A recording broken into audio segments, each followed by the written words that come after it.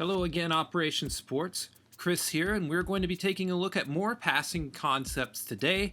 First video in this series, we talked about deep zones, mainly the cover 2 in our last video. Hardly an exhaustive video, it was only 5 minutes. We could fill 60 minutes up very easily with concepts of attacking deep zones, such as the cover 2, cover 3, cover 4, etc. There's all kinds of holes you can find, especially depending upon the defense. But today we're going to look at some concepts on the short passing game, really some things to look for when reading the defense, some play calls, etc. So with that said, let's jump right into it. The very first play we're going to look at here is going to be a very simple short pass where you have two guys on the left side playing a slant route. You have two guys, your tight end and slot receiver on the right, playing out routes. You have Macklin running a go route. So we're going to see how that all plays out. Let's speed this play up and see what happens.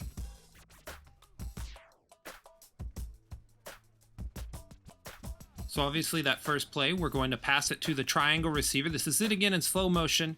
You're going to see a couple of things right off the bat. The first thing, how do you tell if guys are playing man or zone, your linebackers? Well, it's pretty simple.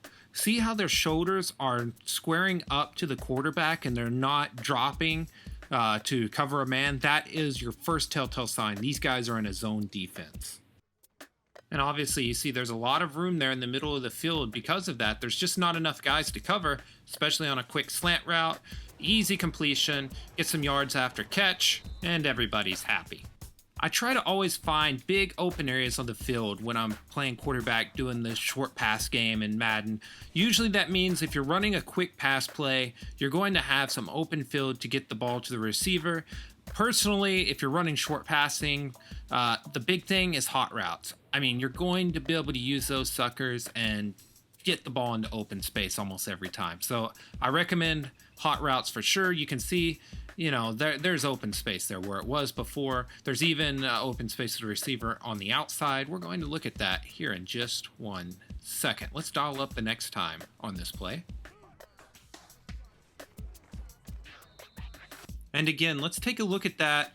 And you can see, again, there's just a lot of open space there on the left side of the field. For some reason, linebacker's playing in. That's because he's actually rushing the quarterback. So that means that you have open space and, the cornerback's trying to jam the receiver. He gets off of that jam. The minute he releases out of that, it's time to throw the ball. And once you throw the ball, you see there's just a lot of open space between the cornerback and the linebacker. And that linebacker's still trying to play the slot receiver. And you got plenty of space, plenty of time to get the ball to the wide receiver.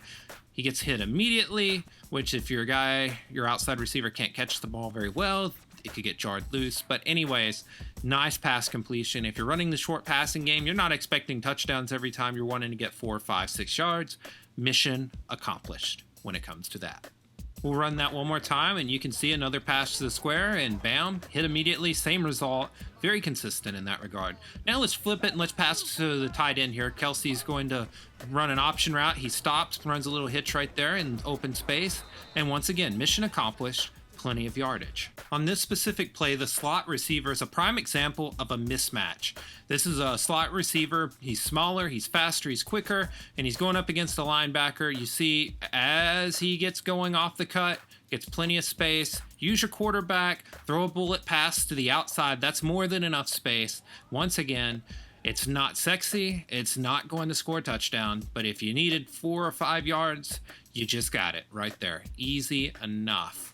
And that's just the key right there. It's finding those mismatches too. Let's take a look at that play one more time, pre-play. And once again, this is just as the ball is snapped. The still frame shows that shoulders are square. Your outside corners are jamming the receivers. That's because on this particular play, actually, the corners are playing a little bit of a flat zone versus something a little drop back. But anyways, you see that happening. But you see right there, the slot, there is that mismatch between the linebacker and your slot receiver. In the NFL, or really any version of football, if you have a slot guy who's quick and fast, that's a really good matchup to have, especially on a cut routes, such as an out route or a cut in route. Those two routes will definitely be your best friend in this regard. And you see the natural result of this. Derek Johnson, the linebacker, is not fast enough. And if you got a quarterback who's accurate enough, who has enough arm strength, throw the ball. All you need to do is use that left stick. You need to aim the pass outside, and it's going to go out there, and you're going to not throw an interception, and you're going to get a nice completion for 4 or 5 yards.